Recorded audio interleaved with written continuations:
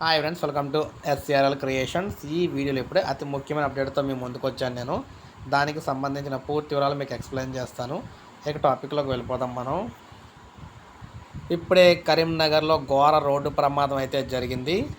Road ప్రమాదంలో ఇద్దరు మృతి చెందిన విషాద ఘటన తెలంగాణ రాష్ట్రంలోని కరీంనగర్ జిల్లాలో చోటు చేసుకుంది.